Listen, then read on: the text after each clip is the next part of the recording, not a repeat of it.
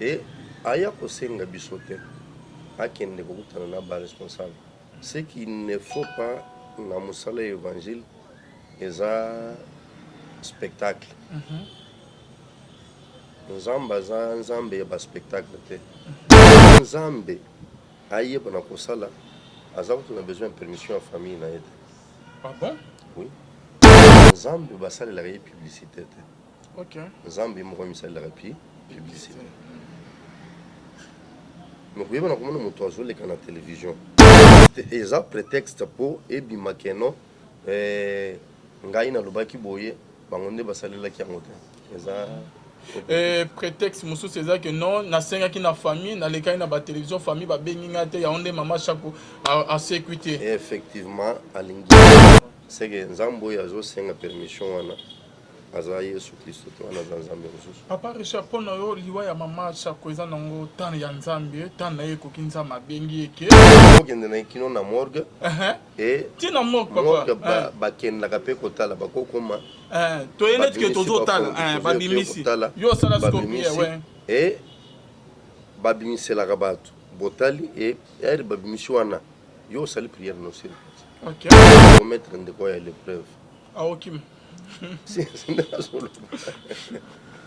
parce que abeleli biso nyonso toyoki maintenant bamettre ya l'épreuve parce que sinon pa koya kosalir famille akoloba nini ngai nasengaki famille bakontaktaki ngai te ngai nasengaki famille basalaki oyo ngai nalobaki te. C'est comme ça qu'il va se justifier kala mingi te.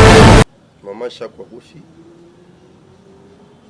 vers les premières heures ya ntongo et sango epanzani mboka oyo mobimba et avant que balongola corps na ye na HJ bayeba na komema yango na morgue place bakendaki kotia yango nzambe nano alobelaki ndeko oyo te parce qu'il pouvait aussi na ntongo wana koya à partir ya HJ bazobimisa bakena na ambulance po bakende nani atelemisa ambulance asambeli mpo na ye wana résurrection neti résurrection ya mwana ya la femme veuve de Naïm alingaki na ya simba biloko no ya molili kosala na komona yesu tezo courage ke kosala na komona yesu uniquement parce que le foot nango ezali ndeli faible. Shalom, shalom, shalom, bien-aimés dans le Seigneur. Un grand merci à vous tous qui êtes connectés sur notre meilleure chaîne, La Voix Céleste Nzela Lola. Et si Kambo Nzambe et Kitakana Loyembo na Malobape na Misala Bonzambe na Bonzambe Lola Ezo Futa Simananto ya Kolobake Nzama Boto Kwaye Wapi na Mansazo Sele Biso. Un grand merci na bande oignon tout bastena vraiment Moussaloyo. Là je vois notre papa le pasteur Fezamisi à la bouche autorisée de l'Éternel depuis Zurich. Na Filo Mukwaya Motema ya Bivense. Domo depuis Londres pe na maman Gisèle Lukelo Motema papa Emmanuel na Boston. Maman Mami Mbunga Motema papa Blaise Munga Nzama Lola Amona. Bonzambe na Bonzambe Yesu nde mosuki si bien aimé dans les Seigneurs, toujours dans le cadre à informer bien aimé. Mais émission n'a bien rien que la vérité. Tozawana bien aimé et si Bonzambe et Kitara vraiment. Bomoni après disparition il y a comment il s'appelle encore il y a maman Nabiso maman Chako bien aimé dans les Seigneurs. Tomoni bande que belé basa ba moi émission moi ebele. Tomoni peine de comment il y a pasteur, il y a Benjamin na comment il y a prophète Ézéchiel. À ça l'émission ko senga que famille ba maman Chako ba bengaye akene ko sécuisa maman Chako bien aimé. Voilà, comme on a liwa ya mama Chako bien aimé, tout le monde prophète Ézéchiel bien aimé dans les Seigneurs oh ya leki et que azo senga résurrection azo senga corps que a sécuisa mama Chako bien aimé. Qu'est-ce qui s'est passé bien aimé? À cause que ça toi sexualité. En tout cas pour découvrir en haut na émission na biso ya lelo mais avant que to solo la na papa na biso za awana pesa na mbote to la na bino ensemble les mango. Shalom l'homme de Dieu papa. Shalom papa. Bonne santé pasteur Richard. Merci pour retrouver après 2 ou 3 semaines. Vraiment, merci beaucoup l'homme de Dieu. En tout cas, tu sais pas si tu as sur le plateau, Papa Richard. Moi aussi. Ok. Tu as mon vidéo. Mon collègue Nabino, azo Singapore, il y a Maman Chako. Pour que assez cuissé, il y a le que liwa wan les anon liwa normal, te bakangi esprit na quelque part, il est essayé que assez cuissé, ba bien c'est le plus vite possible avant que comme trop tard plutôt. Merci beaucoup papa. nazali korespecte masila mwafa papa opinion ya nde nayoki te ye koloba nzambe ayebisi ngai me nayoki alobi ngai nazosenga famille bayeba na kobengisa ngai nakende kosepela ya aza na nguya aza na assurance ya nguya na puissance na aza nango. Et tu sais na makambo na nzambe d'abord ndeko oyo il ne faut pas aya kosenga ngo na média. Comment ça? Parce que eza likambo oyo etali famille. Est-ce que famille na ntango oyo bazolela, est-ce que tout le monde baza na temps ya koyeba na kolanda média? Point d'interrogation. Et qu'est-ce qu'il dira après soki bango balandi yango na média te akoloba no ngai nalansaka appel moto abengisaka ngai te. Mais pourquoi n'est-il pas allé jusque là où est organisé où ezali matanga ya mama Chap koyeba na kokutana na ba responsable soki ezali ye soki ezali nzambe kotalisa bango désir wana. Pas seulement cela, Maman Chap Wakufi, vers les premières heures, Yatong et Sangwe Panzani, Mboka Oyo Mobimba. Et avant que Balongola Kornaï na HJ, Bayeba na Komema Yango, na morgue place Kokenda Kochiango.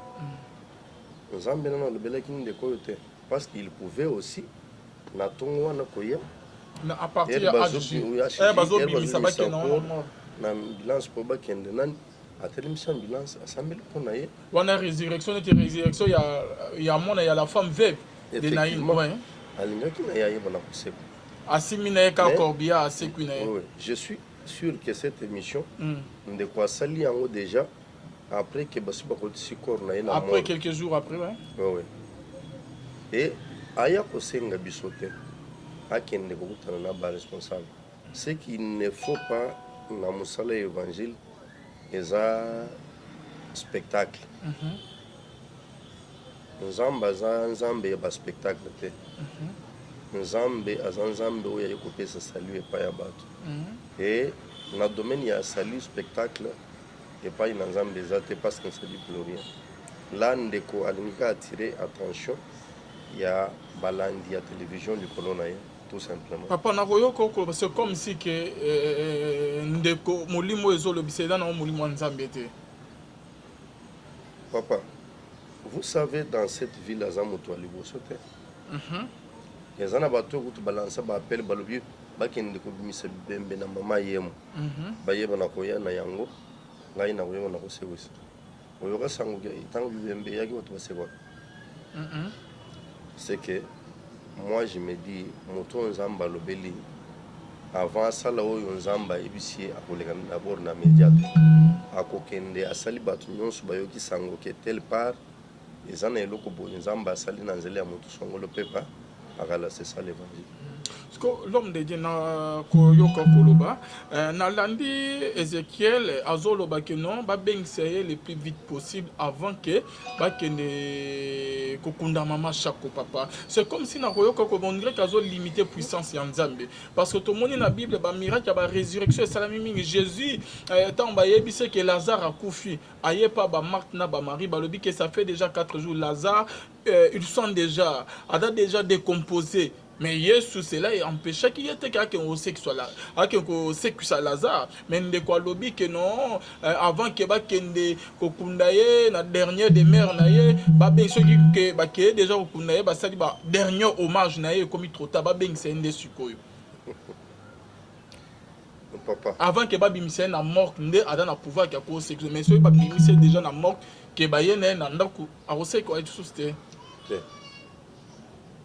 Papa Nzambe aza limité dans le temps et dans l'espace.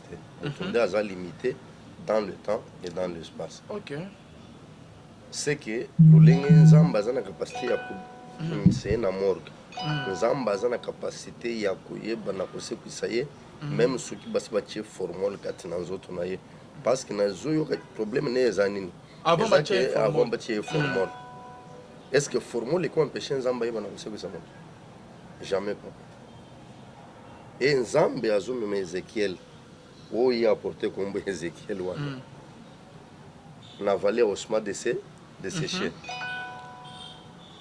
abandi kotuna ye eske mikuwa oyo eske kozo bomo ya lobi te Seigneur yo moko ye oyebi ayebi somoni mikuwa oyo ezali grande armée ya Israël abandi kopesa directive sala boye ntango ye azolola directive ya Nzambe mikuwa ese l'assemblée, c'est-à-dire quoi soki mukuwa ya lokolo ezalaki kote kuna crâne ezalaki ngambo oyo mikuwa nyonso ebandi koluka place euta nzoto bafourmi banyama basi balia seke ngai nauta na colonne vertébrale wana crâne wana nde kote nga nauta biloko nyonso wana ebandi koya oyo oyo kote ti ekangami skelete esalemi sikoyo Nzambe ayebisi ye ayeba na kosouffle e amoni misisa ebandi kolata mikuwa wana osuni ebimi e poso ebimi Nzambe ayebisi mena souffle mena etango souffle résurrection esalemi mena tosimagine toza na vallée ya baosma de séché bakozala bakufa depuis combien des années? C'est que ça prouve que ezalaki image ya bato bakufa kala mais Nzambe azotalisa ke quelle que soit durée ya temps oyo moto akufa nombre des années ko empêcher Nzambe ayeba na kosala miracle te. C'est ainsi que Nzambe azoloba a soufflé et miko wana ese. Et la preuve aussi c'est quoi? Nous sommes chrétiens parce que nous prêchons la parole de Dieu peut toujours que liloba na Nzambe papa. Bible ezoloba ke ba oyo bakofika tina Yesu bako ressusciter premièrement. Mais le christianisme a commencé il y a plus de 2000 ans. Vous comprenez? C'est que ezana bato ceux qui tolingi tozonga dans l'histoire du christianisme. Tokoloba ke peut-être parmi les premiers disciples de Christ. C'est que ezana bato oyo basali 2000 ans na mabele. Mais bato wana Bible ezoloba ke bakoyeba na kose c'est que ezalité 2000 ans ndezo empêcher Nzambe azala na capacité ya koyeba na kose. Ok, papa, merci beaucoup. Exemple, moko la le ressuscité du cimetière, hein, mais comment ok, akina pe ose quoi. Na cimetière tant que mikuwa na ye, nzoto na ye ko ina mikuwa ya Élysée. Ok. Ce que papa, netu yozo lobake azo Nzambe bakoko limité était ndeko alobi que avant que ba ambomé maman ba benga so que ba ambomé déjà maman est commis trop tard on sait quoi les sociétés et cause ainsi dit l'éternité Nzambe na za ya muke Nzambe ne liboso formol akokaka te mais Nzambe biso tozote ya formol ko empêcher te asala un miracle. C'est pour dire que ndeko wana dans son message atalisi batu nyonso ke Nzambe na za ya muke. Mais là ils ont comme ça et dans la bande de quoi bela ok bazo ndimela et pe bazo quoi na message na ça succès na ba émission papa na ba chaîne partout azo les bazo le bela donc que azo c'est qui ça azo senga nzoto mama chaque assez qui c'est apôtre Paul azali ko lobo papa bango bazali ko lobo bazali ko yokela bango biso tozali ko lobo bazali ko yokela biso. OK par là parce que bango bazana même esprit. Et biso pe bato bazana esprit moko na biso nde bazali ko écouter biso. Cela veut dire quoi? Bande ko ya bere après avoir écouté la parole babanda okende ko sonde ba écriture po baye ba soki oyo ba yebisaki bango eza conforme aux écritures ou non. Mais malheureusement les autres dans le christianisme il y a fanatisme. C'est-à-dire quoi? Mondimi aza fanatique ya pasteur naye ou bien mondimi ako mona pasteur mususu azoteya aza na tante ya koyeba na ko vérifier ya zolo mais soki likambo ya lobi eza oyo esepelisi motema na ye directement andimeli ye alobi non c'est un vrai pasteur. C'est ça ce qui qui dérange notre église aujourd'hui, mais on n'en peut rien, c'est ça. C'est ce qui se passe actuellement. Mais papa Richard, bando bazola na biso Bible ezoloba na tunaki okutu verset wana papa ezoloba ke eda na ba masumu ememaka na liwa papa. Oui, la question est que blasphémer contre Saint-Esprit papa ememaka na liwa. Mais na makambo ndeko azosala eza ko blasphémer contre Saint-Esprit comment. Donc azoloba na komo ya nzambe ya molimo mosante mais eza na nzambe mutatindi yete eza na ngo ke babilo mo azoluka sima ya babezo azosala. Bon, papa, une telle personne a déjà maudite parce que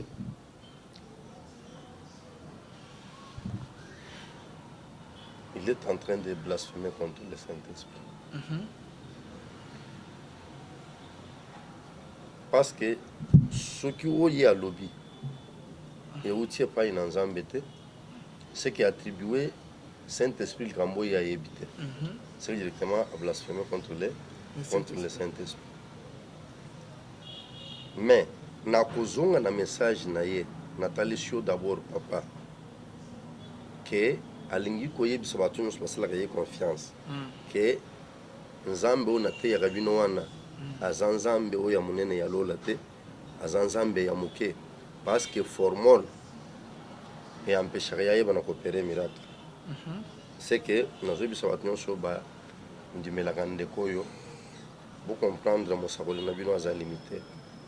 Nzambe oyo azoyebisa bino wana aza limité formule eleki ye na makasi. Mais papa baonyonso tout bazwa na incide par rapport ya message na ye ya résurrection ya mama Chako eza incide l'éternel euti epa na nzambe te. Papa, il y a ceci. Lazare bato si bakundaki ye babosani na kobosa, c'était fini pour elle. Okay. Mais nzambe azalaki na plan ya koyeba na kosekwisa ye. Vous croyez que soki nzambe alingi kosekwisa mama Chako, même soki moto akei kosekwisa akei kosambela te mpo mama Chako asekwa, nzambe aza capable yake babimisi koru wana baye nango même bakitisi yango na cimetière boye babandi kosambela po bati yango na libulu bamoni aserke efona mama Chako asekwa. Nzambe aza capable. Aza capable. Mais il y a le but que ceux qui basi ba embaumer comme déjà trop tard, moyen c'est que ça mais yango azoloba te a limité nzambe oyo ya biso te, alakisi ke nzambe oyo ya ye aza limité. Vous comprendre? Formule eza na makasi koleka ye nde message apesi bato, c'est que bato ba retenir. Donc message na ye wuti non pas na nzambe oyo ya biso ya likolo te papa, mais mutu oyo message ne wuti pa nzambe, nzambe aza limité. Pour nzambe apesa condition, c'est-à-dire quoi? Azoluka nde raison ya koyeba na koloba ote mana lobaki ba yeba na kotie formule te bango bayokelaki ngai te ere bazobimisa ye parce que ayebi ke na bamorgue bakondima kobimisa koro te sans ke batieba na kotie boyeba na kombome, ayebi yango malamu. Eza prétexte po ebima keno ngai nalobaki boye bango nde basalelaki yango te. Eza prétexte mosusu c'est que non nasengaki na famille nalekaki na télévision famille babengi nga te yaonde mama Chako a sécurité. Effectivement alingi asala publicité na ye dans l'opinion, c'est ça.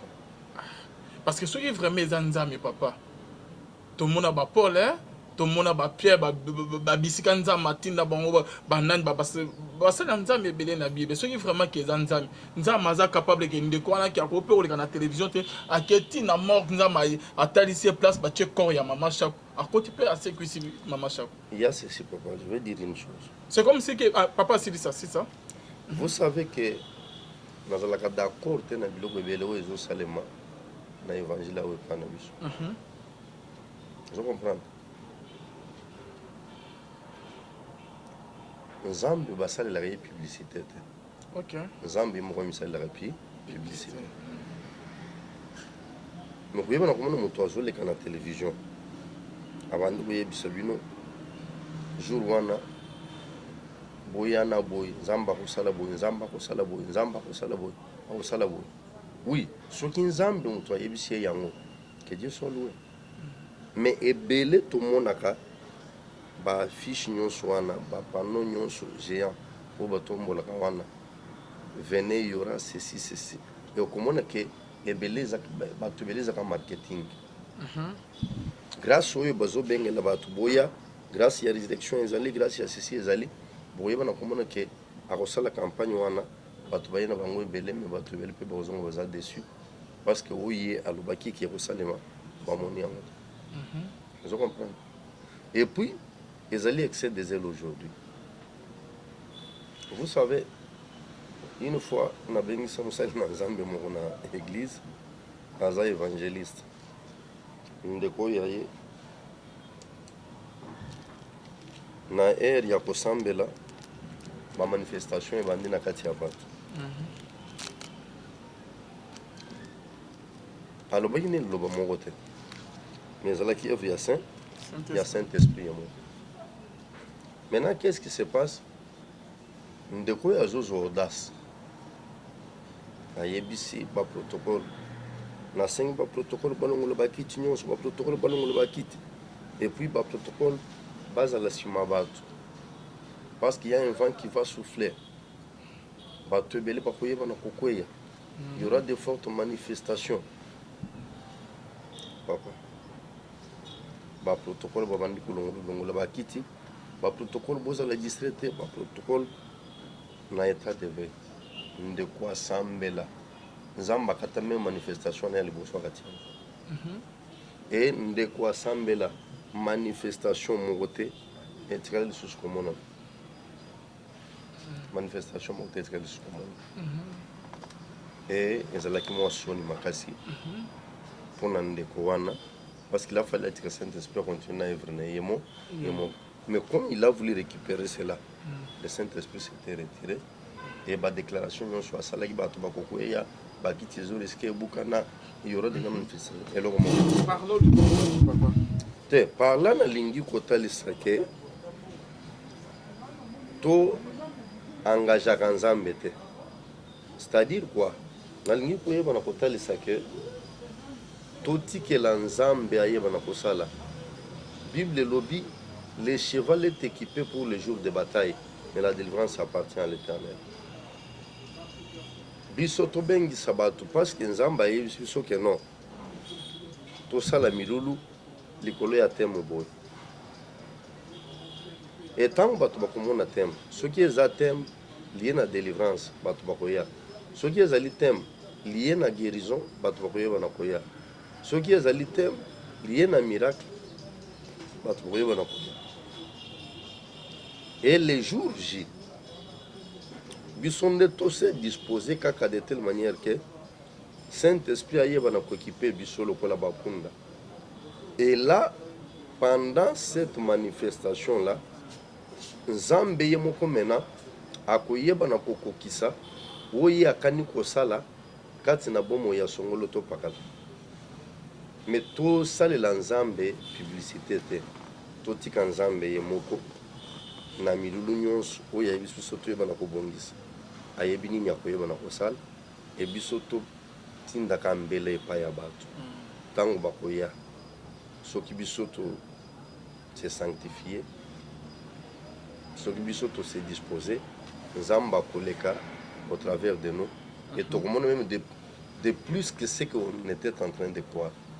Ok, merci beaucoup papa Richard. Avant que tu côté na deuxième mission na biso toujours na ba propos ya ndeko Ezekiel alobi azo senga permission. C'est comme si que nzambe pona ki asala miracle mo bazo senga val permission na bandeko baza na moki pona ki abikisa parce que to mona na ba bible ba miracle beles et ça ma sans que mokinza Jésus asenga ba famille permission ki ake no robikisa ndeko na ba to monya na baka ya balaza na baka ya banani Yesu atika jamais ko senga ba onka asekisa bandeko na ba mais Yesu a passé directement na action papa mais ndeko azo senga val permission nzama azo senga permission avant qu'il asala bikama papa maman chaque d'abord wazana azekela monanza na nzambe c'est que pour nzambe ayeba na kosala aza kutu na besoin de permission ya famille na yete.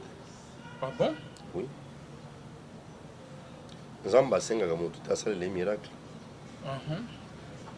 mais nzambe asalelaka motu miracle na souveraineté na ye moko yango wana tobengaka yango miracle parce que kamwisaka na moto ya zu yango ekamusi na bato nyonso bamoni ce qui se passe et ezalaka na souveraineté nzambe ayaka te azosenga moto ndima nabikisa yo ndima natambwisa yo te et puis moto asutukaka ye problème na ye ayeka na kondima na ye abandi kosambela asutuki abandi komona oyo nzambe azaka pable ya kosala seke nzambe oyo azosenga permission wana aza yesu kristo te wana aza nzambe mosusu. Papa Richard, mpona yo liwa ya mama chako eza nango tana ya nzambe tana na ye ekoki nzambe abengi eke akende na ye par rapport ya ndeko azolobaki eza juste erreur moko médicale basalaki soki mpe nini mino ekoki koboma te soki infection ya mino ekoki koboma te eza juste erreur négligence ya corps médical mama chako akufi te akosekwisa ye papa. Comment vous trouvez ça? Je vais répondre papa comme ceci. On comprend que ce qu'il y a une négligence médicale, il y a corps médical, infection, il y a une bomate. Nakolo bate ezali tango na ye to ezali tango na ye te parce que nzamba yebisinga likambo te. Mais comme tout le monde, toyoki nouvelle et to constater que depuis maman chaque kofi qui ne le hasard na morgue. Là au moins ndé lo na yebi. Maintenant un autre problème est que erreur médicale. Oui. Erreur médicale est comme mon mais je vais parler d'une chose. Mais ça non lion normal ta ko sécurité à cause au misère infection ya mine papa eboma. Il y a ceci papa infection ya mine eboma. Parce que mine est lié directement na nerf. Ah bon? Vous comprenez? Et ngai na yoki ke balongoli mama shako mino misato balongola ka trois dambala moko te tuna partout bakoyeba na koyebi soke balongola ka au moins lino moko après 2 jours peut-être balongoli mususu après balongoli mususu mino balongola ke belé ezaba mino ekoma ya bukana ba parti oyo etikali ya mike wana balongola même à le même jour parce que ça n'a problème te. Mais linu ya mobimba ekangami nano na nerf. C'est que il faut pas banda ko bouger yango muke et tant bazo bouger yango ceux qui vont bouger yango mabe directement motu ezu problème. Mais ça n'a pas tout mususu azo peut-être problème ya motu pas atikala nango parce que balongola le yinu mabe. Mais ça n'a pas tout mususu peut-être azo au monineti a comme un problème mental parce que balongole lino mabe ezana bato yo pe babenda kalino mabe ekati misisa et misisa wana ekatani ekri wa moto yebi na kobofa mais liwa ezala liwa ya maboko ya bato nzamba zana capacité ya koyeba na ko service à moins que ezala même na volonté parfaite ya nzambe era yebisi Ezekias ke tango ekoti Ezekias ayebisi ke non Seigneur ngana zana na posa ya koyeba na kosalela yo papa nzamba bakiseleki ye 15 ans mais or que nzambe wana mutu achaki déjà terme que non na date les Ezekias azoken c'est que même lui ils ont la volonté nzambe peut encore prolonger mikolo mutu dans sa souveraineté ce qui peut qu'ils a volonté na ko peut ko permettre car na ndenge salami wana pe nzamba zu pe molimo. Mais papa Jean-Baptiste eza satana mutu bomaki yete lui Jean-Baptiste ezalaki na volonté nzambe oh basenga ki bakata mutu. Mais je vais te répondre. Jean-Baptiste ye moko alobi naza Christ. Moi je suis la voix qui crie dans le désert. Na yepona koyeba na ko préparer chemin. Mais bato ebele bakeye par Jean-Baptiste. Maintenant Christ aye. Il ne fallait pas que on continue à régner ensemble. D'un côté Jean-Baptiste, d'un côté Christ. C'est qu'il a fallu que Azalefa effacer au profit de Moutoumou et Moutoumou. C'est ainsi que Jean-Baptiste lui-même, même Baye Kolo Bobanda Kolandaye, Azobi Sabango, désormais Ngaïna Binoisi, voici l'homme, Yohana Bolandaye. C'est lui le Messie. Mais le collège là qui n'a pas bateau, il toujours croire dans le ministère. Il y a Jean-Baptiste, il a fallu que c'est ça la vérité. Loin Jean-Baptiste eza Satana te. Merci beaucoup. Parlons lingolo bani. Na lingolo ezalaki na volonté ya Nzambe. Ok, merci Papa Richard. Na bando bazola na biso a notre commandé combien to combien na combien to na Papa Richard. Papa message ko ni okoloba na famille ya Obabungisi ya Mama Shako na ba fano bazola na biso partout dans les monde ndenge bazola landa ba bilo nyonso tout ezo salama concernant liwa ya Mama Shako. Message ni okoloba na bango. Message ngana koloba concernant liwa ya Mama Shako.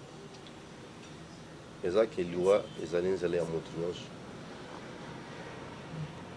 E liwa kouta epai na Nzambe ezali. Liwa kouta na maboko ya bato ezali. Mais au moment où nous parlons, ezali liwa ya Nzambe, ezali liwa kouta epai na bato, Mama Shako azali kokufa. Nzambe nde ayebi, soki ezali liwa oyo euti epai na Nzambe, Nzambe ayebi ke non. Tana ye kokinga mutu na bengi ye. Et soki ezali liwa kouta epai na bato, Nzambe ayebi ke ezali liwa kouta epai na bato. Mais liwa kouta epai na bato elongwaka mutu, soki mutu akoyi na mbeba songolo. Nde Satana profitaka mpona koyeba na koacheve mutu. Mais soki mutu azotambola kaka na bobangi na Nzambe, liwa kouta epai na bato ekotikala kolonga mwana na Nzambe jamais. Et soki ndeko alobi ke aza na kapasité ya kosekwisa ye, nga na koyebisa famille bodute te, bomettre ndeko ya l'épreuve. Aokim. Parce que abeleli biso nyonso toyoki. Maintenant bamettre ye à l'épreuve parce que sinon pa koya kosalir famille. Akoloba nini nga nasengaki famille bakontaktaki ngai te. Ngai nasengaki famille basalaki oyo nga na lobaki te. C'est comme ça qu'il va se justifier à la minute. Tenga la sengi ne so azolandanga abenganga nga na komema na famille ya Mama Shako eza pe musika te. Abenganga nga na komema na famille ya Mama Shako na ba caméra to keti na morgue. Abenganga donc tozawa na benga contact ya ngwana ndeko to yeba mpe na ye abenganga mo na mema na famille ya Mama Shako o mona ka okima oya te. Et puis bokende na kino na morgue et ti na morgue papa ba kenda ka pe kotala ba kokoma to yenet ke tozo tala ba bimisi yo sala scopie ouais et babimisela ka bato botali et er babimisi wana yo sali prière no sir. OK. Prophète ose la peine benga biso nga mona o mema na famille Mama Shako to keti na morgue. C'est pas possible. Parce que papa na bande ko bazo sakana na kombo ya Nzambe. Bamba komisi kombo ya Nzambe netike kolia na sima kombo ya Nzambe ko sala mabe na sima kombo ya Nzambe ko escroquer na sima kombo ya Nzambe kolala basi ya baninga kombo ya Nzambe ko sala kindumba bamakamo ebele ko luka gloire ba succès ba base na nyoto zomona kana kombo ya Nzambe ba conséquences ezani ni papa. Conséquence c'est ça que mon soit des gens les foutent naï. Je comprends. Ouais. Bible ezali koloba soki mabe nyonso tozali kosala le futa makao on sait. À combien plus forte raison bolamu tosalaka. C'est pour dire que bolamu nyonso tozali kosala. Awa na se tozobuka ngo ka avancer. Et mabe nyonso tozosala na mokili oyo tozobuka ngo ka awa se. Et même ceux qui ont filé l'eau, ma belle osali Nzambe bosani yango te. Ainsi que lobi ke nazo pinir ma belle ya baboti likolo ya bana jusqu'à la 3e à la 4e génération de ce qui maïs. C'est pour dire quoi? Yo kufime etumbu ya mabe yo salaki e ko banda ko landa bana e ke ina bakoko loko. À moins que na ba génération wana mutu nyonso se sauver yemo kuna konibele so kolongolo pe mo bikisi wana bimina se ya malédiction wana nazo conseiller bande na biso soki Nzamba bengio salela Nzambe conformément à sa parole mais soki okei kosimba biloko no ya molili kosala na komona estezo courage ya koyeba na kopesa bato kombo ya Nzambe oya yo parce que lelo tozana ba aventure belé et ekomi na kombo ya Nzambe ya papa nzambe ya papa yebanaka te kombona eza nani. Même papa ye moko ateyaka azoloba kombo na Yesu. Mais ere balobaka nzambe ya papa, pourquoi ko corriger bango te ayebisa bango batanga Jésus Christ nzambe ya papa. C'est les autres qui ont flou nzambe ya papa. Bozo courage, botalisa ba nzambe obino bozo salela ki bosala na kombo na Yesu uniquement. Parce que le foot nango ezali ndeli faible. Merci beaucoup papa, c'est la fin de notre émission. Message Yasuka na bando balando du début jusqu'à la fin. Pe na habité on a tout nyoto au répondre au passé message. Message na biso ezali boye balandi na biso ya télévision ezala sur YouTube ezala na ba chaîne na biso local. Ebele ya bato bazoleka na media bazotanga kombo na nzambe oyo ngai na ndimeli nazali kosalela Yesu Kristo. Le fait ya kotanga kombo wana ezali preuve te ya kibaza ya nzambe. Et Bible ezali koloba kokangisa kondima na yo te na esprit nyonso. Parce que derrière bato nyonso bino bomonaka wana pasteur ceci cela, sima ya oyo nyonso azoloba wana eza na esprit oyo ezotinda ye aloba to asala nyonso bomonaka wana. Et soki bomoni moto asali mabe, c'est que eza esprit ya nzambe te eza esprit ya satana moto akambi ye, l'esprit de l'erreur. Mais soki bomoni moto azosala bolamu sika kamami na molimo mosantu na bondeli bino tant ezali mabe makasi. Bible esengi biso toyeba na koeprouve ba esprit. C'est que avant ngai nakangama na mosali na nzambe oyo, avant nasala ye confiance, parce que nalandi na télévision to na YouTube eloko ya liboso il faut naluka kokonaître eza esprit oyo ezali kosalaka ntina ye.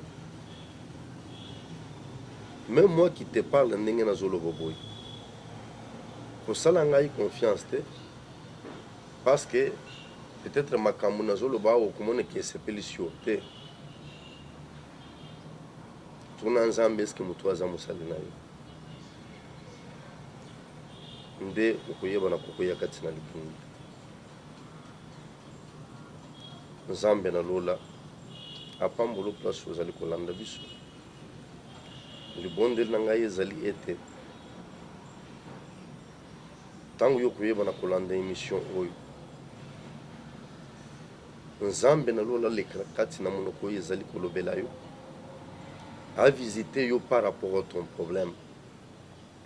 Nazali conclure au bas de la croix maladie, kufa, ba condamnation, ba limitation, malédiction ainsi que toutes les choses semblables au nom puissant et glorieux du Seigneur Jésus-Christ. Lola efungama likolo na yo ozali kati na hôpital ozali kolanda message oyo guérison ekota kati na nzoto na yo obika miracle ya guérison au nom de Jésus. Ozali na ndako ozali kobela bika miracle na kombo na Yesu Kristo.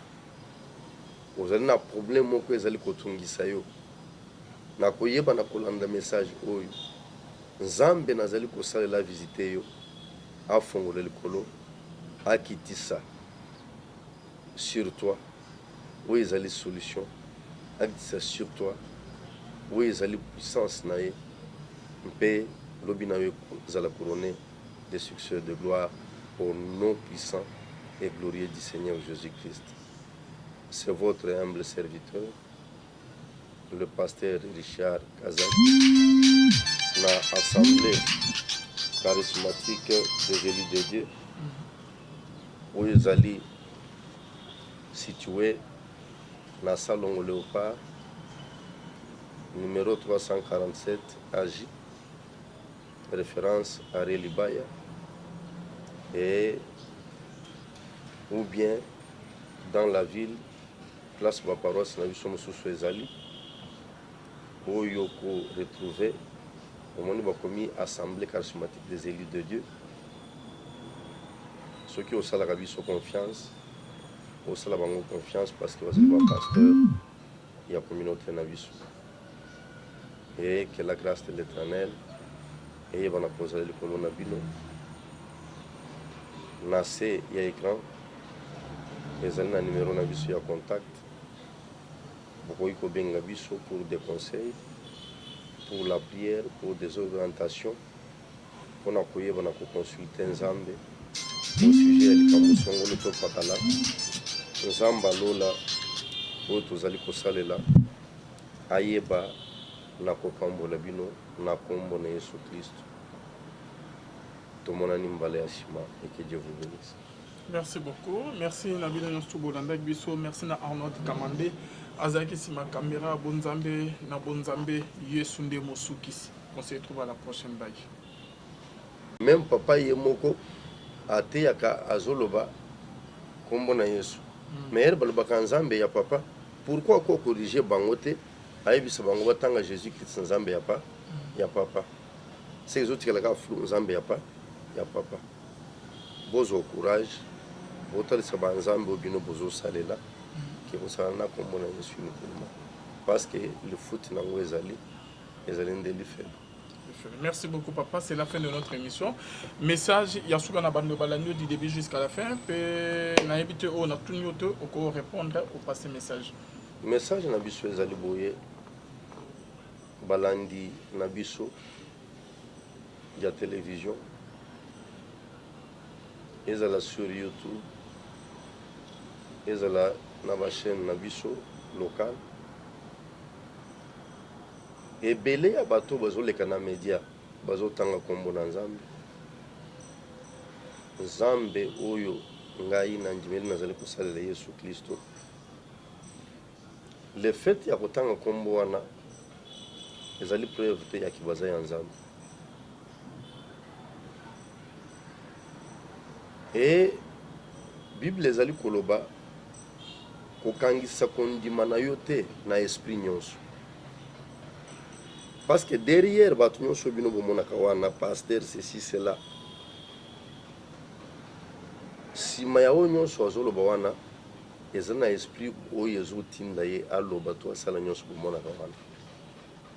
Et soki bomoni moto asali mabe, c'est que eza esprit ya Nzambe te eza esprit ya Satana moto akambi ye, l'esprit de l'erreur.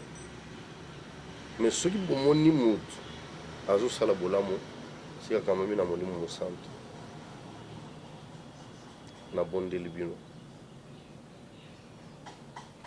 tant ezali mabe makasi. Bible esengi biso toyeba na koeprouve ba esprit. C'est que avant ngai nakangama na mosali na Nzambe oyo, avant nasala ye confiance parce que nalandi na télévision to na YouTube eloko ya liboso il faut naluka kokonaître eza esprit oyo ezali kosala kati na ye. Même moi qui te parle, ndenge nazoloba boy. Kosala ngai confiance te parce que peut-être makambo nazoloba okomona ke sepeli sio te. Tuna Nzambe eske mutu aza mosali na yo. Nde okoyeba na kokoya kati na likungu. Nzambe na lola apambolo place ozali kolanda biso. Libondeli na ngai ezali ete tango yo koyeba na kolanda émission oyo Nzambe na lola leka kati na monoko oyo ezali kolobela yo a visiter yo par rapport à ton problème. Nazali kokluo bas de la croix, maladie, kufa, ba condamnation, ba limitation, malédiction ainsi que toutes les choses semblables. Au nom puissant et glorieux du Seigneur Jésus-Christ. Lola efunga malikolo na yo. Ozali kati na hôpital ozali kolanda message oyo. Guérison ekota kati na nzoto na yo. Obika miracle ya guérison au nom de Jésus. Ozali na ndako ozali kobela. Bika miracle na kombo na Yesu Kristo. Ozali na problème moko ezali kotungisa yo. Na koyeba na kolanda message oyo nzambe nazali kosalela visite yo afongola likolo akitisa sur toi oyo ezali solution akitisa sur toi oyo ezali puissance na ye mpe lobi na yo ezala couronné de succès de gloire au nom puissant et glorieux du Seigneur Jésus-Christ. C'est votre humble serviteur, le pasteur Richard Kazak, la assemblée charismatique des élus de Dieu, où ils allaient situés dans le salon Léopard, numéro 347 AJ, référence à Relibaya, et ou bien dans la ville, place ma paroisse, nous sommes sous Suezali, où il y a retrouvé au moment où commis assemblée charismatique des élus de Dieu. Ceux qui ont ça la confiance, au ça la confiance parce que vous êtes pasteur, il y a une communauté navisu. Et que la grâce de l'Éternel et il va poser le colon nabino. Nassé, il y a écran. Les années numéro navisu, il y a contact.